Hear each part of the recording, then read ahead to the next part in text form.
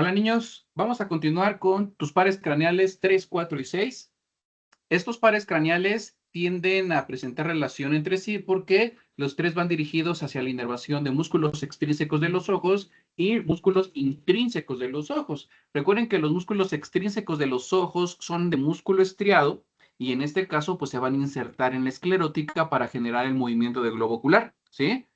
Por ahí tenemos un par de músculos también intrínsecos, que son músculos viscerales, que en este caso están dentro de la estructura del globo ocular. Recuerden que por allá hablamos de la uvea, y habíamos comentado que anda por ahí el iris y que anda también, pues, el músculo ciliar, ¿verdad? Entonces, quiere decir que también son músculos, pero son músculos autónomos, son músculos viscerales, y entonces, bueno, eso es a lo que me refiero con músculos intrínsecos del ojo, dentro del ojo, ¿ok? Bueno. De estos pares craneales, empecemos con el par número 3, que sería el oculomotor, ¿sí? Cuando hablamos de este oculomotor, debemos de considerar algunas cosas de forma general, ¿sí? Primero, sabemos que este par craneal va, a diferencia de los dos anteriores, del uno y del 2, olfatorio y óptico, habíamos comentado que esos eran de evaginaciones telencefálicas, pero a partir de este par craneal del 3 en adelante hasta el 12, todos van a tener como tal una relevo de integración localizado en el tallo cerebral. Entonces, entendemos que vamos a tener orígenes reales y orígenes aparentes. Todos los orígenes reales se pueden considerar en la mayoría de estos pares craneales que van a tener en una concentración de estas neuronas en el tallo cerebral, o sea, a través de sus núcleos, ¿verdad? Entonces, considerar también que van a tener los orígenes aparentes que van a estar emergiendo a nivel del tallo cerebral, desde el mesencéfalo hasta el bulbo raquídeo, con distribución o alcance emergente dentro de, saliendo de pequeños surcos o de estructuras específicas en el tallo cerebral, ¿sí? Bueno, mencionemos de forma inicial la clasificación de este par craneal. Acuérdate que habíamos dicho que este par craneal, cuando platicamos un poquito de la clasificación, habíamos dicho que es exclusivamente motor. Tiene dos modalidades, son dos motricidades. La primera motricidad sería una motricidad esqueletal, ¿sí? Músculo estriado para los músculos extrínsecos de los ojos, que ya ahorita vamos a ver que es el recto superior, el recto inferior, recto medial, oblicuo inferior y elevador del párpado. Aunque el elevador del párpado no tiene nada que ver con el movimiento del globo ocular, pero también lo inerva. Bueno, entonces eso es músculo estriado. Significa que este componente es el componente motor esqueletal y de acuerdo a Wilson Powells nos van a decir que es una modalidad motora somática, ¿sí? Porque se originan estos grupos musculares de los somitas. ¿Qué me dice la clasificación del SNEL? Ah, las siglas que le ponen a este par craneal, hablando del componente motor esqueletal, es la E de eferente, ¿sí? La S de somático y la G de general. Eferente, somático, general. Ya quedamos que eferente porque es motor, somático por lo que habíamos comentado del origen embrionario de este grupo de músculos y general porque, bueno, no son movimientos tan especializados, ¿sí? Bueno, y es en el músculo estirado también en este caso, ¿ok? Esa es la primera modalidad. La segunda modalidad para clasificar este par craneal, Wilson Powells nos dice que es motor parasimpático, motor visceral, ¿sí? Porque es el que va a controlar lo que sería la constricción de la pupila y también lo que va a ser el reflejo de acomodación por medio del abombamiento del cristalino, es decir, que se haga gordito para aumentar poder de refracción para la visión cercana. Bueno, entonces esto es automático, ya habíamos comentado a qué se refiere esto, pero también lo clasifica SNEL con algunas siglas, este segundo componente.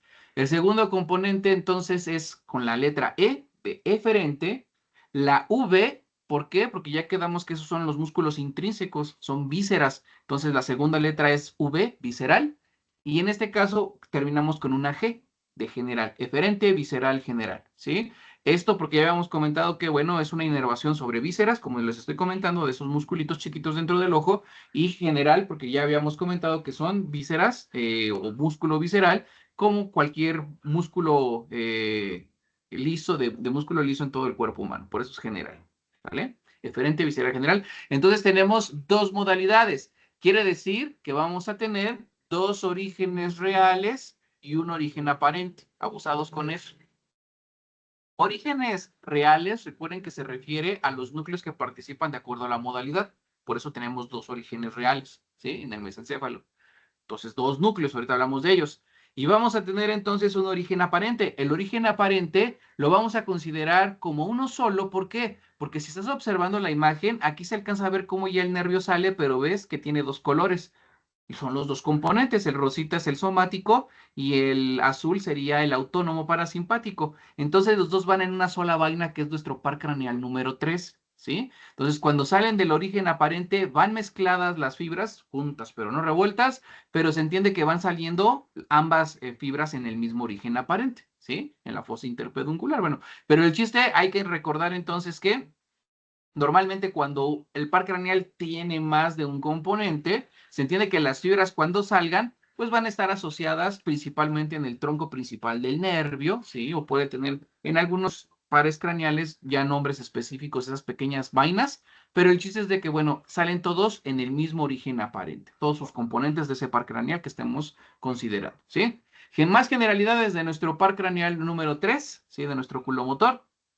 Este se va a encontrar pues saliendo en origen aparente en la fosa interpeduncular. Entonces ahí ya tenemos el origen aparente, fosa interpeduncular, ya lo habíamos platicado, en el mesencéfalo, ¿sí? Una de sus relaciones anatómicas es que pasa entre algunos vasos en su trayecto, en su salida, ahorita lo vemos con otra imagen, pero es importante mencionar esto, que pasa entre la arteria cerebelosa, perdón, cerebral posterior y la cerebelosa superior. Entre estos vasitos, ¿sí? Acuérdate que, bueno, la cerebelosa superior es la penúltima rama y la cerebral posterior, pues es la última rama que vendría de la basilar, ¿no? Entonces, quiere decir que entre los dos, pues se crea un espacio por donde atraviesa nuestro par craneal. Hay veces en los cuales pueden existir fricción o agrandamiento como tal del vaso, generando, como les decía, fricción sobre el par craneal, generando irritación y provocando, pues, mala comunicación de la información, ¿sí? Entonces, provocando lesiones, ¿sí? Entonces, es lo que vamos a estar platicando, que cuando se hable de lesiones motoras, en pares craneales, vamos a decir que hay lesiones a niveles de las motoneuronas superior y de la motoneurona inferior. Cuando se dice motoneurona superior, quiere decir que es la neurona para nuestro par craneal que viene desde la corteza cerebral y que llega hasta el núcleo. Hasta el núcleo es considerado, y todavía dentro del espesor aquí, antes de ser el origen aparente, se le considera que es parte de la motoneurona superior. La motoneurona inferior pues va a salir por el origen aparente y es la que se hace periférica.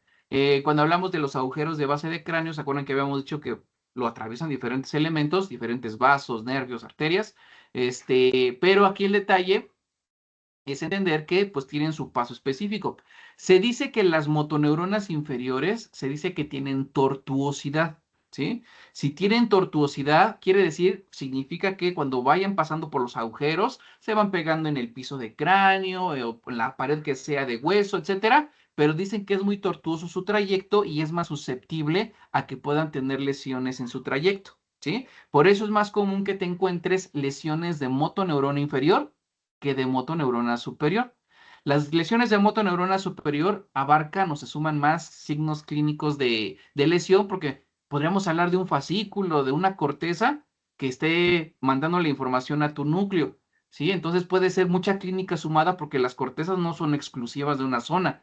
O sea, sabemos que se integra en una parte específica para generar el movimiento, ¿sí? Ya lo sé. Pero en este caso, cuando las lesiones se presentan, no van a decir, no, nada más voy a afectar la única parte que es para la inervación del par número 3. No, las lesiones normalmente abarcan más zona, ¿sí? Y eso significa que la clínica aumenta, ya es un poco más complicado de entenderla ahí. Entonces, en el síndrome de motoneurona superior, para diagnosticarlos, nos basamos en la inervación que pueda recibir tus estructuras, en este caso los músculos, porque se consideran que pueden venir en algunas vías, como inervaciones bilaterales, contralaterales, cosa que ya no obedece a las motoneuronas inferiores, ¿sí? Cuando la información llegue a los núcleos, ¿sí? Se entiende que la motoneurona superior puede traer información decusada, homolateral, contralateral hacia los núcleos, ¿sí?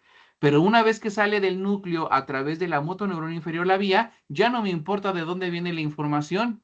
Yo nada más voy a llegar a las estructuras del ojo, en este caso derecho, pero se entiende que es porque ya tengo toda la información, ya aunque haya venido de cruzado o lo que quieran. El chiste es de que cuando salga simplemente ya va a inervar a la estructura de su mismo lado.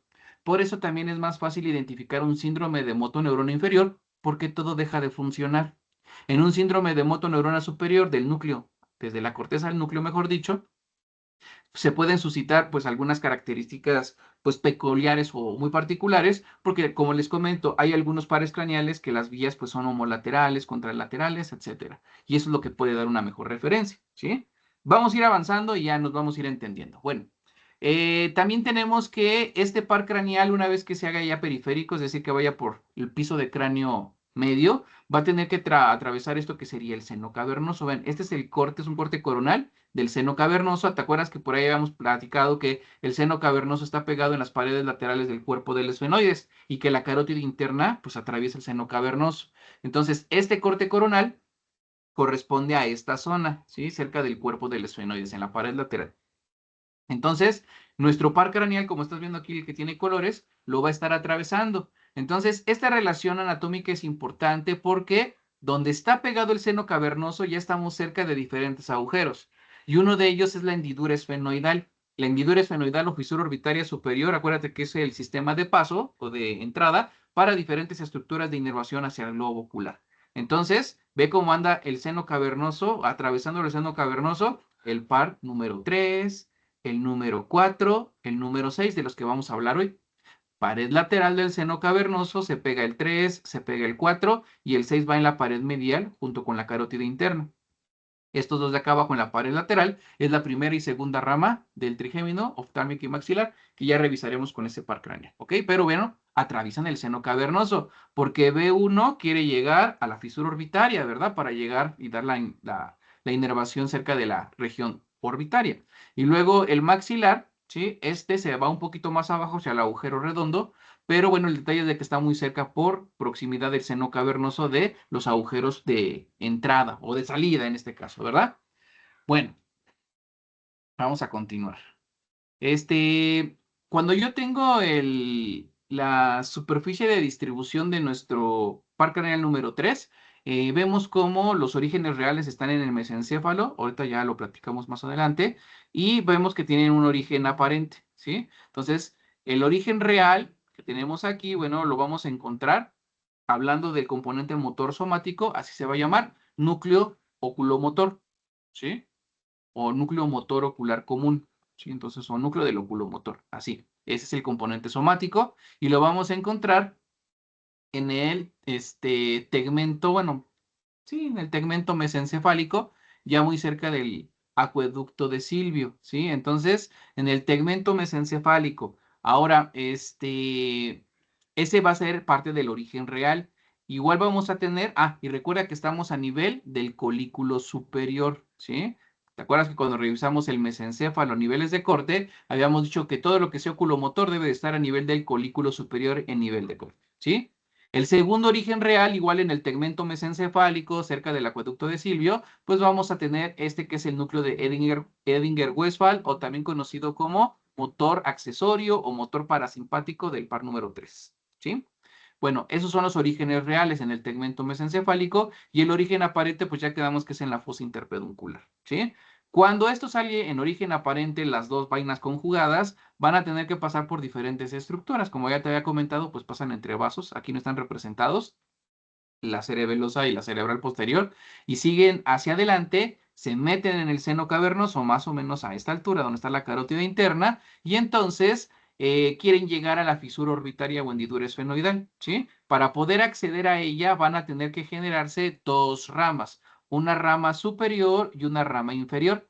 La rama superior es lo que va a dar la inervación o se va a localizar de acuerdo a las estructuras de proximidad e inervando lo que sería el recto superior, que está aquí, y el elevador del párpado, que anda por acá, ¿sí?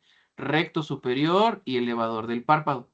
La rama inferior se desprende, se abre y me va a dar la inervación del resto de los músculos, ¿sí? Me va a dar la inervación, aquí se ve cómo va para la línea media, el recto medial, para la inervación del recto inferior y para la recto inferior, perdón, y la inervación del oblicuo inferior, que son las fibras que se ven así como atravesadas, chuecas, ¿sí? Entonces, esas dos ramitas, cuando entran en la cavidad orbitaria, ese es su destino, pero también hay que manejar que la rama inferior, cuando desprende, se le pega también pues el componente motor parasimpático. Recuerda, lo rosa es el componente motor esqueletal o somático y el azul sería el parasimpático. Entonces, el parasimpático se pega en la vaina inferior, en la ramita inferior, para poder alcanzar al ganglio ciliar y después dar los famosos nervios ciliares, ¿sale? Esos nervios ciliares que van a perforar como tal la esclerótica hasta llegar a la uvea, a la coroides y llegar a inervar pues al músculo tensor aquí del cristalino y el músculo constrictor de la pupila, ¿sí? Bueno, en los orígenes reales, ya habíamos platicado, aquí lo tenemos representado de esta forma. Este es Edinger-Westphal y esta es la representación del oculomotor, del somático, ¿sí? Entonces, ya sabemos a qué nivel estamos, pero el detalle aquí es de que Edinger-Westphal es simplemente pues, el núcleo izquierdo y derecho, no hay problema, pero la representación del complejo somático está un poquito más distribuido, tiene más subnúcleos, ¿sí? Entonces vamos a manejarlo como están aquí por colores, ¿sí? O también por localización. Vamos a tener primero este subgrupo en la línea media, o sea, esto es el núcleo del oculomotor. A ver, déjame ver si aquí lo tenemos, mira. Si este es en el corte, aquí lo estamos viendo desde arriba, si este es el núcleo oculomotor, entonces todos estos pedacitos son los que están aquí adentro, ¿ok? Entonces, el pedacito que está hasta la línea media se llama subgrupo central. El subgrupo central genera inervaciones, como estamos viendo aquí, bilaterales para dar la inervación a lo que sería el músculo elevador del párpado, ¿sí? Ponme mucha atención con esto para que me puedas entender el síndrome de moto superior y moto inferior, porque cambia la cosa, por lo que te decía de inervaciones bilaterales, homolaterales o contralaterales, ¿sí? Bueno, cuando se dice que es bilateral, es que es inervación para ambos lados, ¿sale? Por el subgrupo central, ¿ok? Elevador del párpado. Luego vamos a tener un subgrupo medial que aquí está representado de color rojo. El subgrupo medial va a dar inervación pero contralateral, es decir, hacia el lado opuesto. Si este es el núcleo del lado derecho, va a dar la inervación hacia estructura del lado izquierdo. Inerva de forma contralateral lo que sería el recto superior, ¿sí? Para la elevación del globo ocular. Y luego vienen estos tres que parecen como platanitos, ¿sí? De color rosa, el clarito, un poco más fuerte y el más intenso, ¿verdad?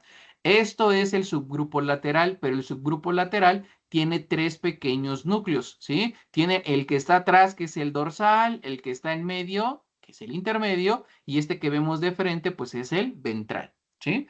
Entonces, todos estos grupos, ¿sí? Todo el grupo, subgrupo lateral, a través de los tres núcleos dan inervación de forma homolateral, o sea, las estructuras de su mismo lado se inervan. Y esto va a ser en este caso de acuerdo al orden, ¿verdad? Si es el dorsal el que está hasta atrás de forma homolateral, va a dar inervación a lo que vemos aquí, que es el recto inferior, ¿sí? Luego tenemos el subgrupo intermedio. El subgrupo intermedio va a dar la inervación homolateral a este que es el oblicuo inferior, que aquí está chueco, aquí está, se ven las fibras como horizontales en este caso, ¿sí? Y luego tenemos el subgrupo ventral, que es el que está hasta acá adelante, ¿sí? De forma homolateral, este es el que inerva al recto medial, ¿sale? Entonces, esto sería la distribución de los subgrupos del componente somático. Y si decimos del de Edinger-Westphal, acuérdate que ella cambia la cosa, porque todo esto que estamos viendo de estas neuronas son motoneuronas inferiores, porque van a partir del núcleo, ¿verdad? Ya quedamos que del núcleo para arriba es la motoneurona superior. Bueno, ¿y qué más tenemos aquí? Edinger-Westphal, recuerda que como es un sistema visceral, es parasimpático, ahí platicamos sistema de neuronas pre- y postganglionares. La neurona preganglionar parte del núcleo de Edinger-Westphal y va a llegar hasta el ganglio ciliar. ¿Te acuerdas que habíamos dicho? Se acompaña en la ramita inferior del par número 3. Cuando lleguen al ganglio ciliar, termina la neurona pre y la post se empieza a generar, se pega en la vaina inferior y en la vaina inferior pues simplemente alcanza a las estructuras del tensor del cristalino y al músculo constrictor de la pupila, ¿sí? Perforando la esclerótica como ya lo habíamos platicado, ¿sale? Entonces, estos son los grupos, los subgrupos nucleares y el Edinger-Westphal de acuerdo al alcance que tienen de forma homolateral, contralateral o bilateral, ¿sí? Y bueno, el Edinger-Westphal, como estás observando, pues es homolateral, ¿sí? Sus neuronas pre y post de su mismo lado, izquierdo y derecho. Bueno, aquí, fíjate que tenemos una referencia, esto no lo trae el Powells, es del Snell, pero mira lo que estamos observando. Espero que nos entendamos. Esta referencia es la corteza cerebral, ¿sí? Entonces, la corteza cerebral, ¿te acuerdas que por ahí tenemos el campo ocular frontal, área número 6 y 8 de Brodmann? Estos funcionan, ¿te acuerdas que habíamos dicho para el movimiento conjugado de los globos oculares? ¿Sí? Entonces, al final de cuentas es motor, ¿verdad? Porque acuérdate que el 8 pues era propiamente el campo ocular y el 6 acuérdate que es un premotor. Entonces, al final de cuentas entendemos que esto es para el movimiento. Bueno, entonces, desde la corteza viene bajando la motoneurona superior, ¿sí? Que en este caso pues se considera como fibra corticonuclear y viene bajando, ¿sí? Pero fíjate lo que hace. De esta corteza del lado derecho, de tu campo ocular del lado derecho, ¿sí? Vienen las neuronas, pero lo inervan a los núcleos de forma bilateral, ¿sí? Entonces, de forma bilateral, ahí los tendríamos inervando de forma al mismo tiempo, izquierdo y derecho, ¿sí? Esa es la motoneurona superior. Luego tenemos la motoneurona inferior. La motoneurona inferior es la que parte del núcleo del oculomotor y a partir de aquí, pues como les decía, pues ya no interesa si las inervaciones eran homolaterales, bilaterales o contralaterales. Aquí simplemente yo voy a inervar todo de mi mismo lado. Acuérdate que el problema es de que si se lesiona del núcleo para arriba, ese sería el síndrome de motoneurona superior, que es raro. Ya quedamos que para que sea tan selectivo y nada más afecte al par número 3 es complicado porque las lesiones abarcan más por proximidad, ¿verdad? Se suma más clínica. Bueno, también tenemos aquí una relación anatómica. Recuerda que la motoneurona inferior va a atravesar al núcleo rojo, simplemente lo evade, o sea, no lo sinapta, y para que se haga en el origen aparente, tanto el componente motor somático como el motor visceral, aquí está Edinger-Westphal en el tegmento mesencefálico también cerca del acueducto, para que se acompañen y salgan como oculomotor en el origen aparente, ¿sale? Bueno, entonces hay algo que también tenemos que manejar. Ve, aquí donde estoy poniendo el puntero, este es el FLM, fascículo longitudinal medial. Espero que recuerdes que el FLM es un sistema de comunicación entre los músculos extrínsecos de los ojos, de los pares craneales de los extrínsecos de los ojos. Este FLM es principalmente para comunicar a nuestro núcleo del 3 somático con el núcleo del 6, que es el abducens, ¿sí? ¿Por qué? Porque el abducens trae el recto lateral, ese es por eso es abducens, para abducción, el 6. Y aquí, en el óculo motor, en este núcleo somático, tenemos el recto medial, ¿sí? El recto medial hace aducción, es decir, tanto la aducción como la abducción deben de estar conjugados, es decir, deben de estar conectados para que se active uno o el otro, para poder llevar la mirada de forma horizontal. Entonces, el fascículo longitudinal medial es importante tenerlo aquí porque es el que comunica a tu núcleo del 3 para el recto medial con tu núcleo del 6 para el abducens. ¿Ok? Bueno, entonces, pues ya lo que habíamos platicado, ¿sí? Habíamos comentado, pues aquí vienen los núcleos saliendo en el origen aparente, aquí está la fosa interpeduncular, se acompañan los dos componentes, van a tener que atravesar el seno cavernoso, entrar en la fisura orbitaria superior o hendidura esfenoidal, y aquí van a darse las ramas que ya hemos platicado. Aquí adentro también se genera una fibrosidad que es el anillo tendinoso de Zinc, donde se van a originar los músculos que se insertan después en la esclerótica, ¿sí? Mi nervio atraviesa el anillo tendinoso de Zinc. Creo que hay una imagen más adelante de esto. Ah, bien, aquí está. Entonces, cuando está pasando por el anillo tendinoso de Zinc, este es el que habíamos comentado que se fibrosa y es el lugar donde se originan los músculos. Vean, aquí están cortados. Aquí debería de andar el ojito, pero se entiende que están cortados para que se pueda entender cómo está aquí el circulito, ¿sí? Aquí anda la hendidura esfenoidal. Aquí está la fisura orbitaria superior, ¿sí? Por eso entran estos nervios. Entonces, se pone el anillo tendinoso, de aquí parten los músculos, como estás observando, aquí está el recto superior, el recto lateral, el recto medial, el recto inferior. Entonces, en el agujerito, ¿quién anda pasando? El nervio óptico. Ese va a ser directamente hacia el globo ocular, ¿verdad? Y en el anillo tendinoso, esas fibrillas son las que habíamos visto. Esta es la fibra superior y esta es la fibra inferior. La fibra superior para el recto superior y el elevador del párpado. Y en este caso la inferior para el recto medial, el recto inferior y el oblicuo inferior. ¿Vale? Bueno. Ya de lo que hemos estado platicando de esta distribución, hablando del componente motor somático, entonces tenemos diferentes alcances de inervación a diferentes musculitos, pero sí generan una función principal y una función secundaria, ¿sí? Entonces, esta imagen es la mejor para entender esto. Primero, recto medial, ¿sí? Entonces, sabemos que el recto medial en función primaria hace aducción, es decir, llevar el globo ocular hacia la línea media, ¿verdad? Hacia la nariz, ¿sí? Estos, normalmente los rectos lateral y medial no tienen ninguna función alterna, no tienen funciones secundarias. Nada más llevar hacia la línea media, aducción, y cuando lleguemos al abducens, pues llevar hacia la parte lateral el globo ocular. Bueno, luego tenemos el recto inferior. Ah, bueno, y el dibujito que le estaba comentando. Fíjense cómo está el globo ocular y está como insertado con las agujas como de las de la abuelita para tejer, ¿sí? Hagan de cuenta, y para que si no queda claro, tú haces el ejercicio. Agarras una bola de unicel y le vas a atravesar la aguja en los diferentes ejes, ¿sí? Ya sea en el eje de las X, en el de las Y o en el de las Z, o sea, estamos hablando pues en las tres dimensiones, ¿no? Cuando tú la atravieses, entonces es donde vamos a entender, mira, yo voy a, si este semilla, hasta le pintaste su pupila, ¿eh? Para que se pueda entender mejor qué es adelante y qué es atrás. Bueno, entonces vas a meter la aguja para ver la función del recto medial, ¿sí? ¿Dónde lo vas a meter? Lo vas a meter de arriba hacia abajo en el globo ocular, así metes la aguja. La tomas con tus dedos y empiezas a moverlo, ¿sí? Entonces, si aquí estuviera la nariz, o sea, si este es el ojo derecho y está fuera de la nariz, tú tomas la aguja y la giras con tus deditos, entonces estás haciendo aducción, ¿sí? Si mueves con tus deditos hacia la otra, o sea, lo traccionas con tu pulgar y con tu índice la aguja, va entonces hacia afuera a generar abducción, es decir, llevar hacia la parte externa el globo ocular, hacia la línea externa, ¿sí? Espero nos estemos entendiendo. Bueno, luego vamos a tener otro que es el recto inferior, ¿sí? El recto inferior dice que es para hacer mirada hacia abajo, es su principal función, ¿sí? Entonces, ahora necesitamos sacar esa aguja y meter la aguja en el eje de las Y, ¿sí?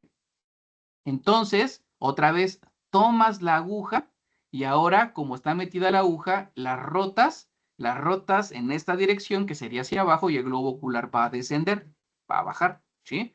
Esa es la mirada hacia abajo, su función principal. Ahora, este va a tener una función secundaria, ¿sí? El recto inferior genera algo que se conoce como la extorsión, ¿sí? Bueno, a ver, entendamos que este es el ojo derecho, ¿sí? Hacia aquí, perdón. Hacia acá está la parte lateral, externa, o sea, aquí está el hueso temporal, pues. Ya en la línea media está la nariz, aquí, ¿sí? Por eso es el ojo derecho, ¿sale? Bueno, entonces necesitamos entender ahora lo de intorsión y extorsión, que sacando la aguja de hace rato y ahora la metes en el eje de la Z. En este caso, pues sería la referencia en el sentido en el cómo está la pupila. Bueno, lo metes. Y entonces, si tú giras hacia la nariz, o sea, rotas tu agujita hacia la nariz, entonces se va a hacer la intorsión. Es como si girara el globo ocular en un eje, como dando vuelta, pues, ¿sí? Entonces, aquí este genera intorsión llevando el globo ocular, rotándolo hacia la línea media, pero de cierta forma girándolo. Es decir, no es que digamos es muy perceptible, o sea, no es tanto movimiento, pero sí es un movimiento de compensación para no perder el campo visual, ¿sí? Siempre, lo que trata de hacer siempre el globo ocular es mantenerlo centrado, ¿sí? Aunque se tengan que mover los globos oculares, pero el chiste es de que siempre debe de manejarse céntrica la mirada, ¿sí? Para que las fobias estén más centradas lo más posible para la percepción de la luz. Bueno, esa es la misión. Bueno, entonces, la segunda función, como les comento, sería hacer la extorsión, ¿sí? Porque la intorsión es mover hacia la línea media, hacia la nariz, pero este recto inferior lo que ayuda a hacer es extorsión, llevar hacia la línea externa, ¿sí? Si lleva hacia la línea externa y hace la extorsión, se entiende que lo estás rotando hacia la cara lateral o externa, ¿sí? Entonces, eso lo hace el recto inferior y aquí ya viste que también de forma secundaria lo hace el oblicuo inferior, ¿sí? Esa extorsión lo vamos a revisar ahorita. Bueno, hay un caso como tal para el patético troclear, donde dependen de la intorsión, ¿sí? Así, esta intorsión es del 4, ahorita lo vas a ver, y es el que más se ve visible clínicamente la afectación cuando está descompensado, que no funciona, ¿ok? Pero bueno, el chiste es de que este que sería el par número 3, a través del recto inferior, en su acción secundaria, haría extorsión cuando el eje Z gira hacia la parte lateral o externa. Luego para el recto superior, ¿sí? El recto superior mirada hacia arriba, la aguja la sacamos, otra vez la metemos en el eje de la Y, pero ahora rotamos hacia arriba. Se entiende que va a ser el recto superior el que ayuda a elevar el globo ocular. Luego voy a poner aquí también, el oblicuo inferior también hace de función la mirada hacia arriba, ¿sí? Ya me adelanté de músculo, pero el chiste es de que este también lo hace. Siempre cuando se habla de los oblicuos hacen las funciones al contrario de su nombre. El oblicuo inferior, ¿sí? Lleva el globo ocular hacia arriba. Y ya cuando lleguemos al oblicuo superior, que es del par número 4, lleva el globo ocular con la mirada hacia abajo. Bueno, entonces esta es también su función primaria, hablando del oblicuo inferior, mirada hacia arriba. Del recto superior dice que participa en la intorsión, como habíamos comentado, pues aquí tenemos el recto superior participa, como habíamos comentado, en el eje de la Z, pues también para hacer intorsión, ¿sí? Y cuando hablamos del oblicuo inferior, pues funciona de forma secundaria para hacer aducción y extorsión. La extorsión, ya habíamos comentado a qué se refiere, ¿sí? A través de nuestro recto inferior. Y eso de aducción, pues tenuamente lo hace, pero también puede llevar el globo ocular hacia la parte externa. Es decir, que en el eje de las X puede llevar hacia la parte lateral, ¿sí? O sea, con el par número 6, ¿sí? Llevar lejos de la, este, de la nariz, ¿ok? Hacia la parte lateral o temporal. Bueno, ahí están las funciones. Estas recuerden que son las principales y son las secundarias, pero hagan el ejercicio para entender a qué nos referimos con los movimientos de aducción, abducción, elevación, descenso, intorsión y extorsión, ¿sale? Entonces, créanme que con la bolita de unicel les va a quedar más clarito, ¿ok? Bueno. Bueno, ya del componente motor visceral, pues ya habíamos comentado que, bueno, esto tiene su origen real en el núcleo de Dinger-Westphal. Ya quedamos que la neurona preganglionar va a llegar al ganglio ciliar y del ganglio ciliar, pues vamos a tener la neurona postganglionar. De esas neuronas postganglionares son entre 6 a 10 nervios ciliares los que van a perforar la esclerótica, corren por la coroides, ¿sí? Y van a llegar al cuerpo ciliar y al músculo constrictor de la pupila, ¿verdad? Entonces, eso ya lo habíamos comentado, ¿sí? Eso se refiere con lo que estuvimos también platicando de sistema autónomo, ¿verdad? Entonces el recorrido es exactamente el mismo, igual en el origen aparente, ahí en la fosa interpeduncular, va a correr entre la arteria cerebral posterior y la cerebelosa superior, entre ellos, cuando salga aquí del tallo cerebral, y se va a pegar, como habíamos comentado, hacia el seno cavernoso. Perfora el seno cavernoso, va por la pared lateral del seno cavernoso, entra en la hendidura esfenoidal o fisura orbitaria superior, y pasa por el anillo tendinoso de Zinc. Se va por la ramita inferior y de la ramita inferior ya tenemos muy cerca el ganglio ciliar, ¿sí? Del ganglio ciliar empieza la neurona postganglionar y la neurona postganglionar es lo que habíamos comentado, los nervios ciliares son, bueno, se le pegan propiamente al nervio nasociliar y en este caso, y ese es del trigémino. ¿Sí? Entonces, se le pega el nervio nasociliar, pero de este nasociliar, las ramitas van a perforar la esclerótica, se meten hasta la coroides, y por la coroides, ahí van los nervios ciliares, ¿sí? Para llegar hasta el constrictor de la pupila, y para el músculo, para el reflejo de acomodación del tensor del ligamento suspensorio del cristalino, ¿sale? Hacia el cuerpo ciliar. Bueno. Aquí tenemos también esta referencia. ¿Te acuerdas que estuvimos platicando de que existen los reflejos en base a la visión, verdad? Entonces, acuérdate que la información, cuando viene por el par craneal número 1, ¿sí? Viene la información aquí, sí, va a llegar hasta los tubérculos, bueno, va al cuerpo geniculado lateral y del cuerpo geniculado lateral, bueno, y ahí la vía principal, pero recuerda que antes se desprende una pequeña fibra y va hacia los núcleos pretectales, ¿sí? Pero recuerda que esto es a nivel pues, de los núcleos colículos superiores, que son de función de reflejas.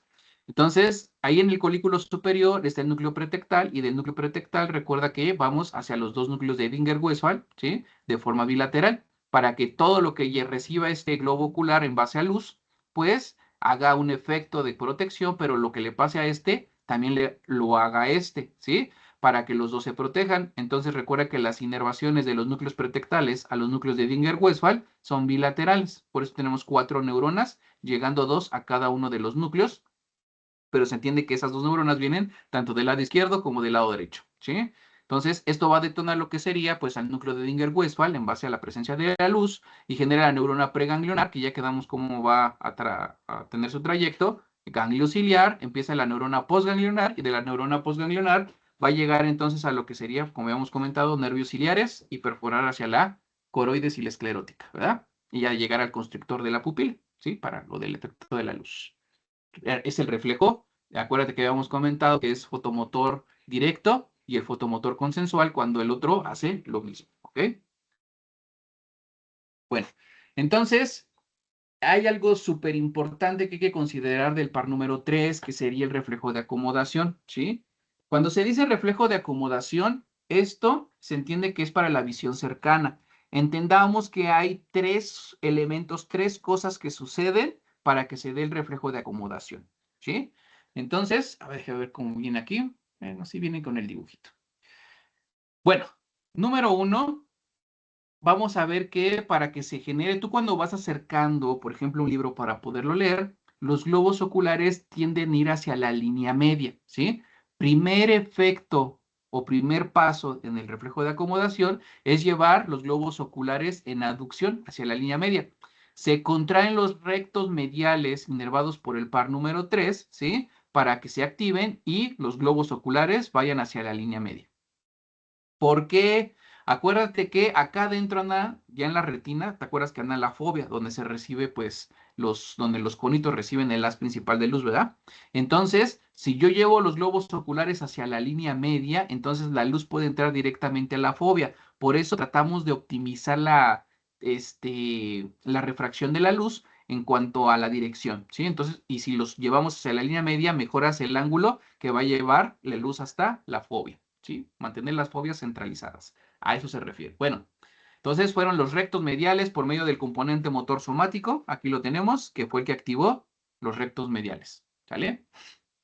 Bien. La segunda función sería que estamos viendo con la pupila. La pupila en estado basal está de cierta forma neutral, pues está basal, pero cuando está activo este efecto, la pupila se va a contraer. ¿Sí? Entonces, segundo efecto, constricción de la pupila. Cuando la pupila tiene esta constricción, está originada, ¿por qué? Por el componente motor parasimpático de Edinger-Westphal, ¿sí? Esta eferencia visceral general, y entonces la neurona preganglionar, se va a proyectar, sale en el origen aparente junto con otra vaina, y va entonces a alcanzar, como habíamos comentado, ganglio ciliar, etcétera, y va a llegar, acuérdense que habíamos comentado, por los nervios ciliares, hasta inervar al músculo constrictor de la pupila. Entonces, en la segunda función del efecto de acomodación hay constricción de la pupila por el componente motor parasimpático, ¿sí? Cuando la pupila se reduce, el haz de luz va a ser más preciso. La luz aquí cuando entre, cuando está normal, pues entra, podríamos decirlo, un poco más desordenada.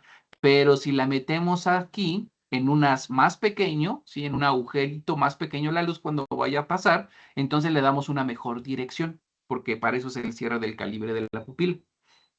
Efecto número 3. El efecto número 3 va a ser el engrosamiento del cristalino para aumentar el poder de refracción.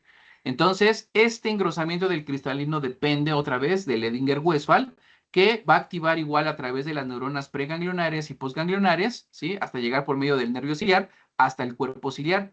Cuando este se activa, el músculo ciliar suelta la tensión del ligamento suspensorio del cristalino, lo abomba, ve cómo se ve aquí delgaditos, esta es visión lejana, en la visión cercana se engrosa el cristalino y cuando la luz lo atraviese se entiende que aumenta el poder de refracción. Es como tener una lupa, por así decirlo, ¿sí? La luz entonces con una mejor dirección, al ser recibida por la fobia, da la percepción o el aumento de la resolución de la imagen, generando, pues como habíamos comentado, pues un enfoque más cercano, ¿vale? Bueno, entonces ese es el reflejo de acomodación, súper importante. Bueno, para terminar este par craneal, aquí estamos con 2 imágenes. ¿Sí? Ya se dieron cuenta que el librito de los pares craneales lo abordan desde el punto de vista como un caso clínico y después te explican las lesiones que se presentan, ¿no? Y les funciona para poder retroalimentar la anatomía, que es lo que hemos estado platicando, ¿sí? Entonces, fíjate, dice lesión nuclear. O sea, estamos hablando de, pues, como lesión del inicio, el término, perdón, de la motoneurona superior, ¿verdad? Y luego aquí dice lesión axónica homolateral, o sea, esto es ya de la motoneurona inferior, aquí ya salió del tallo cerebral, por así decirlo. Entonces, este es el síndrome de motoneurona inferior y este de acá arriba es el síndrome de motoneurona superior, ¿vale? Bueno, aquí van a ver ciertas características de acuerdo a la lesión. Aquí la lesión como es a nivel nuclear, ¿te acuerdas que teníamos problemas de que habían homolaterales, contralaterales o bilaterales, inervaciones hacia los globos oculares?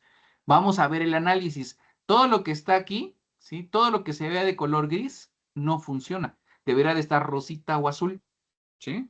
Entonces, fíjate lo que tenemos. Esta lesión es del lado derecho, en el núcleo del lado derecho, ahí en el tegmento mesencefálico, ¿no?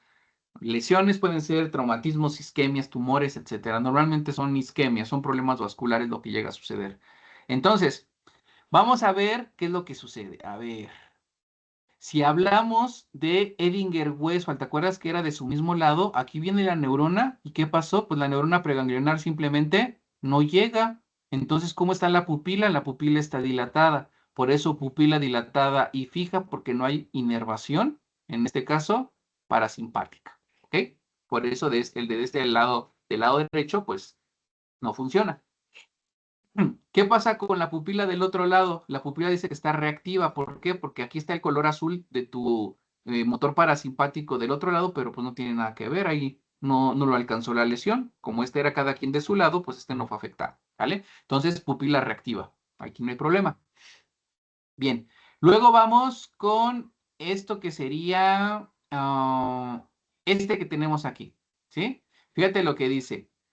Digo, lo que se presenta. Esta es para el elevador del párpado. Elevador del párpado. Si alcanzas a ver, nos lo ponen como gris, pero nos lo ponen otra vez como rosa. ¿Por qué? Porque recuerda que para la inervación de la elevación del párpado, es bilateral. Entonces, aquí la inervación se entiende que es como es bilateral, o sea, es para ambos lados. Entonces, no importa lo que suceda, como el lado lesionado no funciona, pues no le manda ni a su lado ni al otro. Pero en la parte del otro de la mitad del otro núcleo, o sea, de la mitad que está sana, como también es inervación bilateral, le manda al de su lado, a su elevador del párpado, pero también le manda al del otro lado. Acuérdate que aquí nada más nos representan una bola, pero recuerda que Edinger-Westphal, digo, el núcleo motor somático es núcleo izquierdo y núcleo derecho, ¿sí? Entonces, este subnúcleo como tal, pues también debería de ser el izquierdo que esté sano y por eso como es bilateral, por eso termina inervando al elevador del párpado.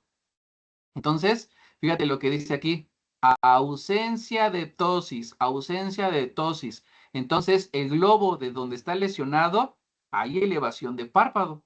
Y en donde no está lesionado el globo del otro lado, tampoco hay problema y se eleva el párpado. Ausencia de ptosis. Ptosis significa párpado caído. Es decir, no está caído el párpado en ninguno de los dos por la inervación bilateral. ¿Sale? Luego, fíjate lo que tenemos ahora.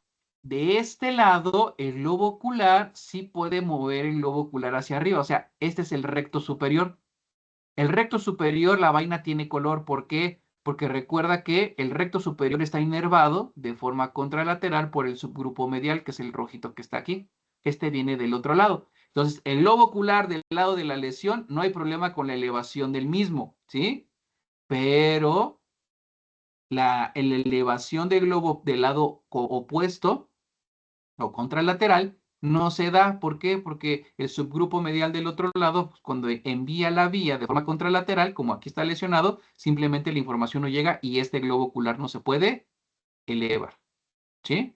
Entonces, mirada hacia arriba está intacta por lo que comentamos en el globo de este lado, donde está la lesión, y debilidad de la mirada hacia arriba en el otro globo ocular, donde no está afectado el lado de la lesión, por la inervación contralateral para el recto superior, por eso no se da. ¿Sale? Luego tenemos debilidad de la mirada hacia abajo, o sea, el recto inferior. ¿Qué pasaba con el recto inferior? Era homolateral, ¿verdad? Entonces, el recto inferior no puede generar el descenso del globo ocular, del lado de la lesión, porque era homolateral, ya que está la lesión. Si es homolateral, ¿qué va a pasar con el otro recto inferior? El otro recto inferior, pues como aquí no hay lesión, pues simplemente aquí el globo ocular sí se puede descender. Entonces, mirada hacia abajo intacta. Y en este lado sería debilidad de la mirada hacia abajo, porque pues ya quedamos que era homolateral del lado de la lesión. ¿Sale? También tenemos aducción, ¿sí? Entonces, llevar el globo ocular hacia la línea media. Entonces, recuerda que también el recto medial, la inervación es homolateral. Y si es homolateral, el recto medial pues ya va hacia aducción, ¿verdad? Entonces, aquí no hay aducción. ¿Y qué pasa con el otro lado? Como era homolateral también, o sea, cada quien trae su inervación, aquí no hay lesión, entonces aquí hay aducción intacta. Este globo ocular sí se puede ir hacia la línea media, ¿sale? Bueno, entonces, pues ya viste qué es lo que sucede, o sea, todo depende de cómo están las inervaciones a niveles nucleares, o sea, de la motoneurona superior para arriba, o cómo es la inervación acá abajo, ¿sí? Fíjate, esto que estamos explicando, síndrome de moto superior, pero en el síndrome de moto inferior, que es más común, porque lo que habíamos dicho, la tortuosidad de la motoneurona inferior corriendo por la base de cráneo, por los agujeritos, que por el seno, etcétera, ¿no? Entonces, eso significa que es más fácil que se lesione, y es más común. Entonces, cuando se lesiona la motoneurona inferior, mira, aquí le ponen el cuadrito gris negro. Simplemente no pasa nada, ya nada de información, pero aquí ya todo esto que va hacia el globo ocular, sea la inervación parasimpática, de los rectos, de lo que sea, todo iba a este ojo del lado derecho, ¿sí? Toda la información que iba al ojo derecho ya no pasa. Ya no me interesa si era contralateral, homolateral, bilateral, ya no importa, porque la motoneurona inferior simplemente ya lleva la información hacia el ojo del lado derecho, ¿sí? Bueno, si esto se lesiona, simplemente no hay nada de función. Todo el oculomotor deja de funcionar, ¿sí? Entonces, si deja de funcionar el oculomotor, ¿qué pasa con la pupila, que es lo parasimpático? Está dilatada. La del otro lado, pues está bien. ¿Qué pasa con todo el movimiento del globo ocular? No se da de los músculos que dependen de tu par número 3, ¿sí? Entonces, ¿cómo se vería el paciente en el síndrome de moto inferior? Se vería así, ¿sí? Entonces, ¿por qué se ve así? ¿Por qué si hay movimiento? ¿Ok? Se supone que aquí el paciente está viendo de frente, está en estado basal, pero este ojito no se queda en la línea media. Lo van a traccionar los músculos que sí sirven, ¿sí? Y que están activos. Esto es del par número 3, pero no estamos diciendo que está afectado ni el 4 ni el 6, ¿sí? El 4 lo que hace es llevar el globo ocular hacia abajo principalmente y hacer intorsión, entonces hacia abajo se supone. Y el abducens, que es el número 6, lleva el globo ocular hacia afuera. Como los pares craneales 4 y 6 no están afectados, el 3, al no tener tono muscular, al no generar fuerza, el 4 y el 6 traccionan porque ellos sí tienen.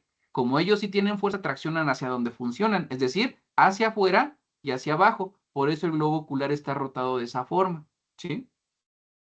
Es decir, si está lesionado un par craneal, los otros pares craneales funcionando van a traccionar porque siempre todos están haciendo fuerza, ¿sí? Para mantener el globo ocular centralizado. Siempre todos están activos. Y si uno se desactiva, pues los demás siguen trabajando y por eso empujan el globo ocular hacia donde funcionan ellos, ¿sí? Espero que me hayan entendido. Bueno, vamos ahora, ya fíjense que los pares craneales 4 y 6 van a ser muy similares a lo que hemos estado platicando porque prácticamente tienen el mismo trayecto, son de las mismas zonas y estos, bueno, nada más inervan dos musculitos que nos faltan de los extrínsecos, ¿verdad? Pues el oblicuo superior y el recto lateral o abductor. Bueno, entonces vamos primero con el par número 4 troclear, ¿sí? O patético también se le conoce. Nada más tiene un solo componente, es motor somático. Entonces, se clasifica igual como uno de los componentes del oculomotor, ¿verdad? Eferente, somático, general, ESG, ¿sale? Entonces, porque sabemos que es motor y que es de origen de somitas, ¿sale? A diferencia del otro par craneal del 3, este ya está un poquito más abajo. ¿Está en mesencéfalo? Sí, pero ahora estamos a nivel del colículo inferior. Sí, aquí está. A nivel del colículo inferior, en el tegmento mesencefálico, por delante del acueducto de Silvio, va a estar el origen real, que va a ser el núcleo del troclear. ¿Sí? El origen aparente Ya habíamos platicado que va a ser contralateral en este caso, si aquí vemos cómo viene del lado opuesto, y el origen aparente va a ser en la parte baja a nivel del colículo inferior. Entonces, en la partecilla baja del colículo inferior, ¿sale? De CUSA. Vean que sigue siendo un núcleo motor y este núcleo motor pues debe de recibir información desde arriba y ve cómo lo recibe de forma bilateral, ¿sí? Ya el núcleo para sacar la información pues ya quedamos que esto lo hará ya con la información decusada, bueno, contralateral para inervar. Si este es el núcleo del lado derecho, se entiende que va a inervar al oblicuo superior, pero del lado izquierdo, ¿entiendes? Estas contralaterales. Bueno, entonces, origen real, ya quedamos, tegmento mesencefálico a nivel del colículo inferior, por delante del acueducto de Silvio, ¿sale? Otra vez aquí andan los fascículos longitudinales mediales, abusados porque sigue siendo de comunicación. Sé que eso es principalmente para el 3 y para el 6, hablando de la mirada horizontal, pero también están en comunicación porque siguen siendo músculos extrínsecos en la coordinación de la mirada, ¿sale? Bueno. Entonces, ya aquí se ve perfectamente, vean, en el origen aparente va a salir por la parte baja del colículo inferior, aquí lo tenemos, y lo hace de forma contralateral, va a ir bordeando lo que sería el surco pontomesencefálico, dándole la vuelta hasta poder continuar con su destino hacia la cavidad orbitaria, ¿sí? Entonces, cuando van dando la vuelta, recuerden que vamos abrazando pues la parte baja del pedúnculo cerebral, ¿sale? Este también va a estar pasando entre la arteria cerebral posterior y la cerebelosa superior, conforme vaya yéndose para adelante, ¿sale? Miren, aquí sí estaba el dibujito. Este tendría que haber estado también con el del número 3, porque bueno, pasa entre estos vasos, ¿sí? Aquí está, miren, aquí está la basilar, aquí está la cerebral posterior y aquí está la cerebelosa superior, ¿sí? Entonces, esa era la referencia que pasaba con el de hace rato. Bueno, entonces, ¿cómo discurre? Recuerda que aquí el núcleo ya recibe información desde la corteza, esa es la moto superior, y la moto inferior ya quedamos que viene contralateral, va por el origen aparente, ahí en la parte baja del colículo inferior, abraza al pedúnculo cerebral, surco pontomesencefálico, y luego pasa entre la cerebral posterior, ¿sí? Aquí es P-2, y después tenemos aquí la cerebelosa superior, pasa entre las dos. Y entonces, otra vez, ¿qué va a hacer? Se va a meter en el seno cavernoso.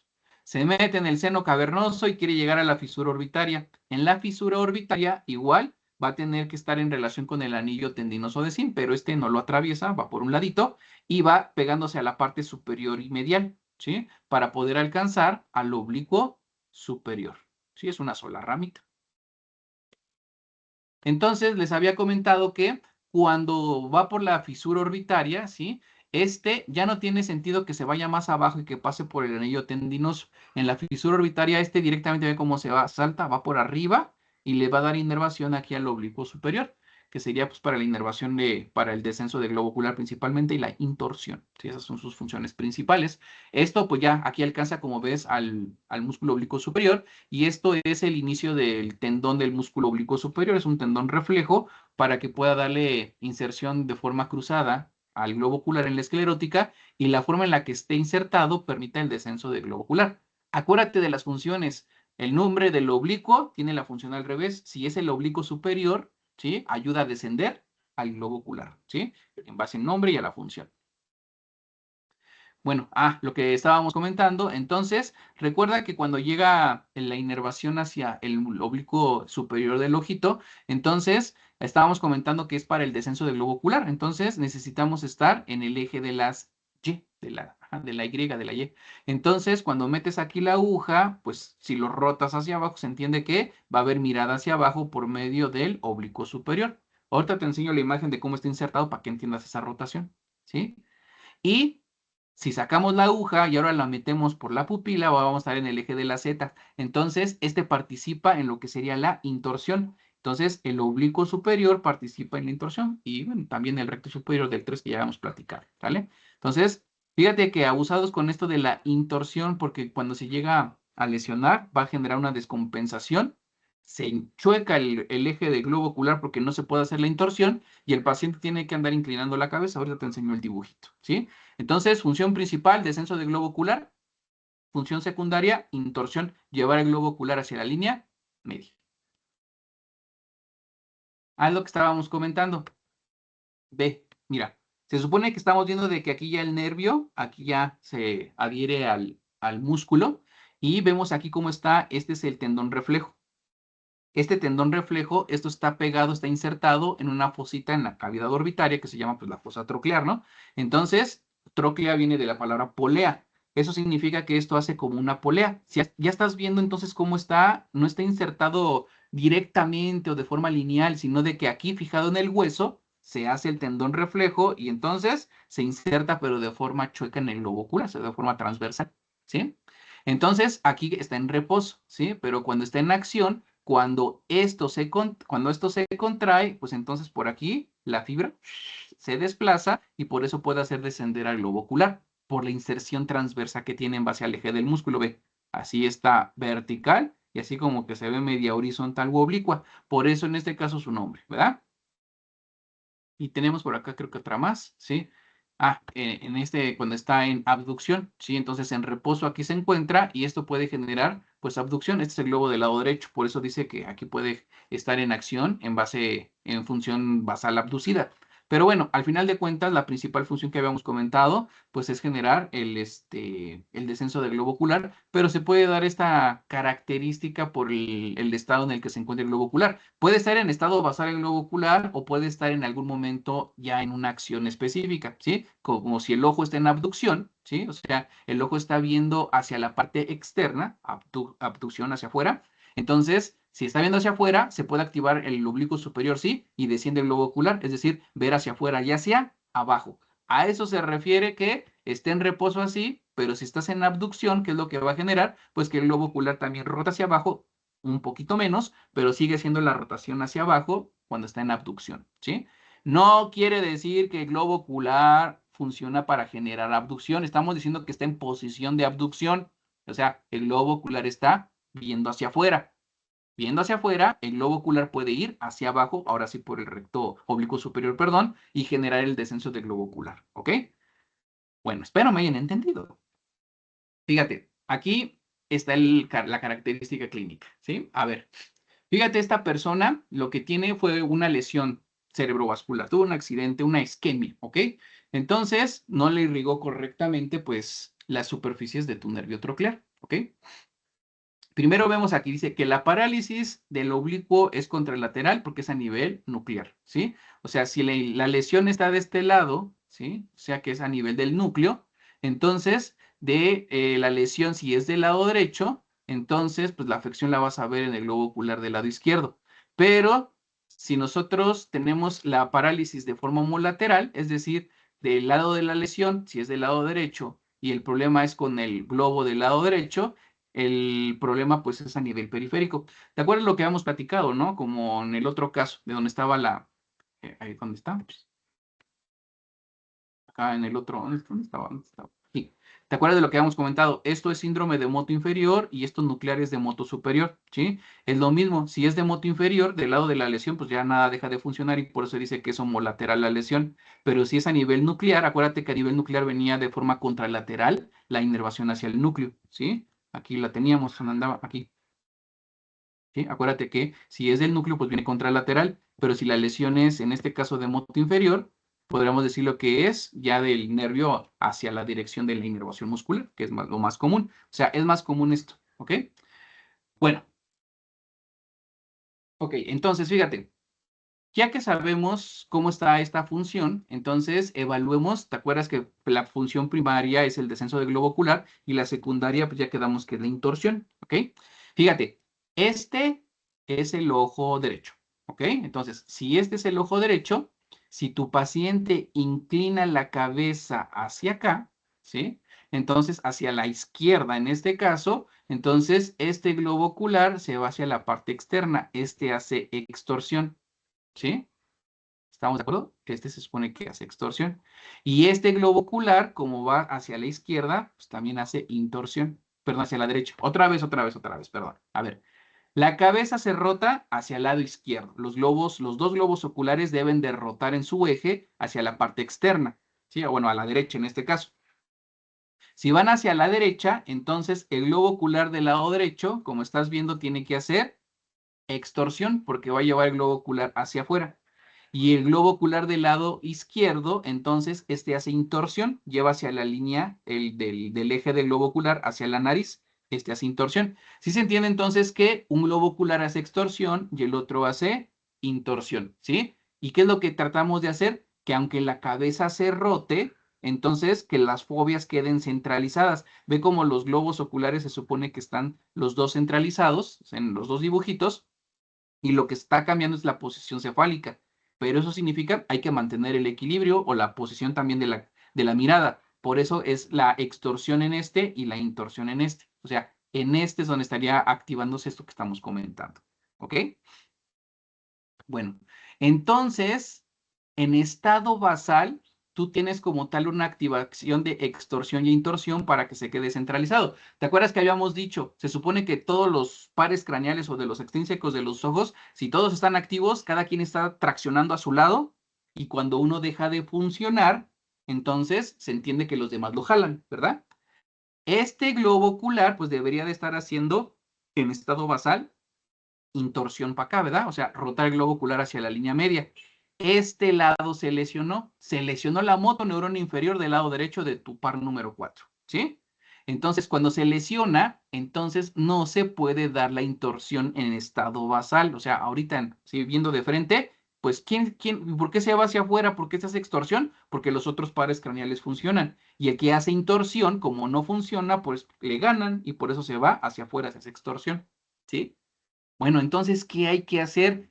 El paciente fisiológicamente lo que trata de compensar es la posición, es decir, no puede moverse el globo ocular en intorsión, entonces aquí el paciente tiene diplopía, o sea, ve, este está alineado, este ve bien, pero este tiene otro ángulo de inclinación, entonces ve dos campos diferentes, no alineando la imagen y por eso ve imágenes dobles, ¿sí? Tiene diplopía. Entonces, dice el paciente, no, pues hasta me mareo, mejor voy a inclinar la cabeza. Aquí viene la onda, abusados. Cuando se inclina la cabeza, entonces, como este ojito no tiene bronca, pues este ojito va a ser intorsión, ¿verdad? Este ojito va a rotar hacia la izquierda, ahí está, rota hacia la línea media, hacia la nariz, hace intorsión, ¿sí? Pero estábamos hablando de que este era el problema, ¿no? El del lado derecho. Aquí, ¿qué es lo que pasó? Aquí el globo ocular no está teniendo ningún movimiento porque sabemos que pues, no depende de esto. Lo que pasa es que cuando tú mueves toda la cabeza, entonces simplemente el globo ocular ahora sí queda medializado, pero siempre el paciente tiene que tener la cabeza inclinada para que este globo ocular esté alineado, porque si lo regresa otra vez en estado basal o derecha la cabeza, mira lo que sucede, se genera la extorsión porque la intorsión no está compensada porque no funciona el oblicuo superior de este lado, ¿sí? No está activo, ¿sale? Entonces, este es un movimiento compensatorio, pero te digo, este globo ocular no es de que se arregle, o sea, no es de que en ese momento ya se componga, el chiste es de que no se active el músculo, pero como no se puede activar, pues entonces no puedo mover al ojo, pues muevo toda la cabeza para que la cabeza mueva pues con todo al globo ocular y se pueda generar pues la alineación de los campos visuales, ¿sale? Bueno, espero nos hayamos entendido. Último par craneal que sería el abductor. Abducens, ¿sí? Bueno, abducens viene pues, de la palabra llevar hacia la línea lateral externa, ¿sí? Este va a ser otro par craneal extrínseco de los ojos y va a ser clasificado como motor somático también, eferente, somático, general, ¿ok? Bueno, este es el último par craneal, este es el más caudal. También va a poseer motoneuronas, en este caso tiene motoneurona superior, motoneurona inferior, pero aquí se le suman unas internucleares que esta es la que tiene que ver con el número 3, con el recto medial para lo de la mirada horizontal, ¿ok? Bueno, entonces vamos a localizar sus fibrillas, en este caso, ¿sí? Sus neuronas motoras inferiores, es esto a lo que se refiere, es lo que constituye propiamente el nervio, sí, que es todo esto rosita, ¿ok? Pero por ahí tenemos también las neuronas internucleares, ¿ok? Esas neuronas internucleares es lo que está aquí de color como entre gris y rosita, porque aquí utilizan el fascículo longitudinal medial, como te había dicho, para comunicarse con el par número 3, para el recto medial, y poder estabilizar la mirada horizontal. ¿Sale? Bueno, pues aquí lo tienen, mira, con el FLM, con el núcleo oculomotor contralateral para la coordinación de la mirada lateral. ¿Sí? Bueno, entonces el FLM los comunica. A eso se refiere que participen neuronas internucleares. Bueno, cuando estamos considerando este nervio del abducens, ya habíamos dicho que es un solo componente. Va a tener un origen aparente aquí en el surco bulbopontino, ¿sí? En la línea media, prácticamente casi en la línea media. Este par número 6 sale entre el puente y el bulbo raquídeo, ¿sale? Entonces, entre el surco bulbopontino, ¿sí? Entonces, ese es el origen aparente. Entonces, pues, nuestro origen real, ¿dónde estaría? El origen real lo vamos a tener aquí, que es propiamente, pues, el núcleo del abducens, ¿sí? Y ese núcleo del abducens, ¿sí? Acuérdense que habíamos comentado que está su origen real, está localizado en el tegmento de la protuberancia, ¿sí? Aquí lo tenemos pegado al piso del cuarto ventrículo. Las referencias a nivel del colículo facial. Acuérdate eso de la gloria robada, ya lo habíamos platicado. Aquí está el motor del facial, cómo le da la vuelta al núcleo del abducens, y ahí va para afuera el facial. Pero recuerda que el ensanchamiento de esta bola lo hizo el abducens, ¿sale? Entonces el núcleo del abducens, su origen real es en el piso muy cerca aquí piso del cuarto ventrículo, aquí en el tegmento del puente, ¿sale? Sí, a nivel del colículo facial, que esto lo veríamos por afuera, ahí en el piso del cuarto, ¿vale? Bueno, vamos a tener también, sí, a ver, ¿dónde me quedé? Acá. Que como anatomía de distribución, sabemos que este, igual que los otros pares craneales, tanto como el 3 como el 4, va a perforar el seno cavernoso, pero este va a pegarse en la pared medial. Entonces, cuando se pega en la pared medial, la referencia es de que va junto con la carótida interna para tener esa referencia, ¿sí? Y ya habíamos comentado cuáles son todos los pares craneales que vienen formaditos atravesando el seno cavernoso, ¿sí? Bueno, entonces, ¿sí? Cuando hablamos de orígenes aparentes y orígenes reales, aquí hay que manejarlos en conjunto. Entonces, desde el origen real, desde el núcleo en el origen real, recuerda que esto va a salir a nivel de la parte anterior en el surco bulbopontino y este se va a pegar para poder ir hacia adelante y poder igual penetrar el seno cavernoso. ¿Ok? Entonces, cuando penetre el seno cavernoso en la pared medial, va a tener que llegar igual a la cavidad orbitaria pasando por la fisura o hendidura esfenoidal o fisura orbitaria y va a pasar por el anillo tendinoso de Sim. Ese sí lo va a atravesar, ¿sale? Entonces, ya cuando esté aquí adentro, simplemente se va a pegar a la superficie lateral para inervar al recto lateral. Pues es un solo componente. ¿Sí? Entonces aquí lo tenemos cómo pasa por el anillo tendinoso, ¿sí? Del anillo tendinoso se va hacia la parte lateral. ¿Cómo sabemos que es la parte lateral? Porque aquí está el cigomático y aquí está la glándula lagrimal en la parte superoexterna o superolateral de la órbita, ¿sale? Entonces aquí simplemente pasó por el anillo, por el agujerito y se va a pegar hacia el recto lateral, ¿ok? Y ya, ¿sí? Entonces cuando hablamos de estas de este tipo de función, acuérdate que habíamos comentado que es abducens por llevar el globo ocular hacia la línea externa. Cuando este globo ocular hace abducción, ¿sí? Lo lleva el globo ocular hacia la línea externa para ver esta cosa que está del lado derecho, y este globo ocular del lado izquierdo, pues se activa pero el recto medial, ¿sí? Entonces aquí se activó el recto lateral, aquí el recto medial para ver los dos hacia el lado derecho, ¿sí? Pero puede ser que el paciente en un momento dado esté dañado alguna de sus vías. Entonces, ahora le pides abducción a los dos globos oculares. Este globo ocular, bueno, perdón, que vean hacia el lado derecho. Eso es, perdón, se me fue la onda. Les pides a los dos globos oculares que ahora miren hacia el lado izquierdo, ¿sí? Si ven hacia el lado izquierdo, ¿sí? Entonces, este globo ocular va a ser aducción, va a llevar hacia la línea media. Aquí está el recto medial funcionando. Y este globo ocular tendría que haber hecho abducción. Si este no hace abducción, o sea, no lleva hacia la línea externa, se queda centralizado. Este es un campo, este es otro campo, y por eso los dos campos no empatan y por eso se ven dos imágenes, porque no está alineado. Entonces, este abducen no está activo. Quiere decir entonces que la motoneurona inferior pudo haberse afectado en el trayecto que hemos platicado, ¿verdad? Que pasaba por el seno cavernoso, etcétera, y llegaba a inervar pues al músculo de su mismo lado, ¿no? Entonces, aquí el problema es lo que habíamos comentado, o sea, simplemente el músculo como está, no está activo, pues simplemente no se desplaza o no se activa y por eso queda como en estado de reposo, ¿sí? Entonces, por eso no moviliza al globo ocular, no puede hacer abducción. Entonces, cuando se daña esto, yo les puedo decir que lo más común que pueda suceder es de que haya tumoraciones de proximidad, que hayan agrandamientos por ahí de vasos o dilataciones vasculares que pueden provocar pues la irritación de las estructuras nerviosas y como comentamos pues ocasionar su incorrecta funcionabilidad. ¿Vale? Bueno, pues ese fue el abducens.